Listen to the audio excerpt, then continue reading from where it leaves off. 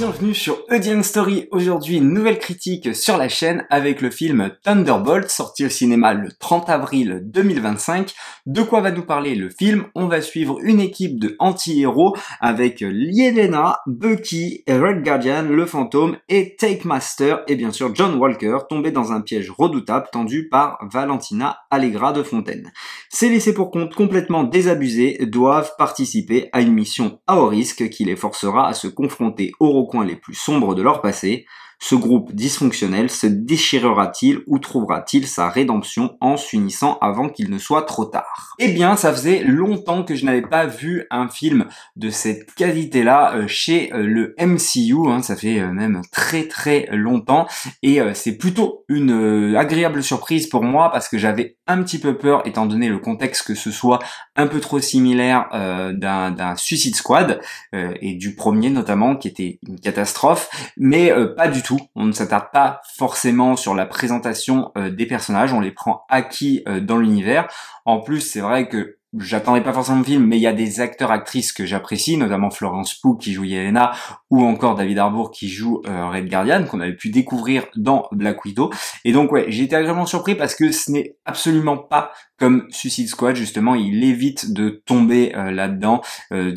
Voilà. Par contre, ça reste du MCU dans sa grande majorité, à savoir que oui, il va y avoir des blagues, etc. Mais là, pour le coup, je trouve que ça va être des blagues marrantes et surtout, esthétiquement, visuellement, je trouve quand même le film plus beau que d'autres qui, on sentait vraiment que c'était tourné en studio avec des CGI pas très travaillés, bien dégueulasses, alors que là, bon, il y a des fois, évidemment, c'est tourné en studio, mais déjà, ça se ressent beaucoup moins, et il y a quand même énormément d'extérieur. Évidemment, on revient sur des lieux emblématiques du MCU, la tour Avengers et tout, je ne sais pas combien de fois on a été là-bas, mais énormément de fois déjà.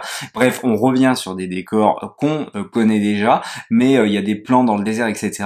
Et voilà, et donc c'est tout à leur honneur déjà de ce côté-là, d'avoir un esthétisme un peu plus travaillé que les précédents.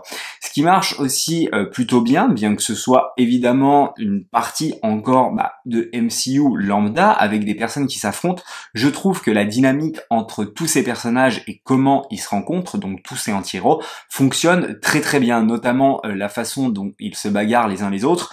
Ils ont tous des flingues, plus ou moins des pouvoirs, et c'est plutôt sympathique et bien mis en scène, et ça rappelle d'ailleurs le premier Avengers où chaque héros s'affrontait. Là ça va être un petit peu le cas. John Walker, le nouveau Captain America entre guillemets raté malheureusement. Pour ceux qui n'auraient pas suivi d'ailleurs, c'est un personnage qui apparaît lors de Falcon et Winter Soldier. Le fantôme, pour ceux qui l'auraient oublié, c'est la méchante de Ant-Man et the Wasp 2. Je peux comprendre qu'on l'ait oublié, évidemment, puisque c'est une catastrophe. Donc voilà, c'est tous des petits persos qu'on rencontre au fur et à mesure du MCU. Donc il est vrai peut-être qu'il faut avoir suivi un minimum pour appréhender les personnages et pour s'y attacher peut-être, mais bon, moi c'est vrai que comme je suis depuis 15 ans le MCU, ça ne me dérange absolument pas, et donc je maîtrise tous les codes, et donc c'est vrai que les voir interagir les uns les autres, j'ai trouvé que ça marchait plutôt bien. Et on est vraiment sur quelque chose, voilà, de classique tout ça, et pour moi ça bascule vraiment avec le personnage de Sentry qui va apporter vraiment de la profondeur à nos personnages, notamment quand ils vont le toucher, puisque ils vont se remémorer des choses cruelles, on va dire, qui leur est arrivé dans leur passé à nos anti-héros, et donc ça va apporter une sorte vraiment de profondeur au personnage, une dramaturgie limite par moment. Donc voilà, c'est très fort, et surtout je trouve le méchant, alors non pas Valentina, mais bien le personnage de Sentry, vraiment c'est une idée très cool, je trouve. Visuellement ça marche très bien. On n'est pas en plus sur le grand méchant, encore une fois de plus, qui veut détruire le monde, donc ça c'est tout à leur honneur aussi. C'est différent encore une fois, et donc ça marche très bien, et visuellement aussi ça marche très bien, tout ce jeu d'ombre, etc., sans trop partir dans une partie spoiler, mais je trouve la manière dont les gens disparaissent à cause de ce méchant très cool, surtout que ça partait sur quelque chose de classique, et finalement ça te prend à contre-pied et tu t'attends pas à ce que le film t'amène là. Et surtout ce que j'adore, c'est le personnage de Sentry, encore une fois, donc le méchant entre guillemets, qui voilà, apporte une vraie profondeur. C'est quelqu'un dépressif, etc., qui doit lutter justement contre ses démons, contre une certaine dépression, voilà, une solitude, etc. Et donc le film s'oriente là-dessus vraiment. Et c'est un film qui est très efficace par sa durée aussi, puisque il fait 2 heures et non pas 2h30, où il y a toujours une demi-heure de trop ces derniers temps, je trouve, dans les films de super-héros ou les blockbusters en général. Et là, je trouve que justement, ça va à l'essentiel. C'est efficace de ce côté-là. Bucky aussi est très bien mis en scène. Sébastien Stan, évidemment, il excelle dans son rôle, je trouve. Vraiment, je kiffe cet acteur et je trouve que le rôle de Bucky lui va à merveille. Et j'adore comment le réalisateur l'introduit, notamment... Alors, pas ces scènes où il est en politicien, mais sa scène où justement il arrive en mode Bucky, je trouve vraiment la scène très très stylée et très bien mise en scène. Le personnage qui me fait énormément rire aussi, c'est le Red Guardian. D'ailleurs, il y a un moment où il va y avoir une référence avec le Père Noël, lui qui a joué dans Violent Night et tout, ça a fait beaucoup de sens et ça m'a fait beaucoup rire. Bref, David Harbour, c'est quelqu'un qui est très très drôle. Je n'ai pas parlé du réalisateur qui a réalisé quelques épisodes de Acharné, c'est Jack Schreier, et aussi dernièrement Star Wars Skeleton, que j'ai beaucoup apprécié pour le coup.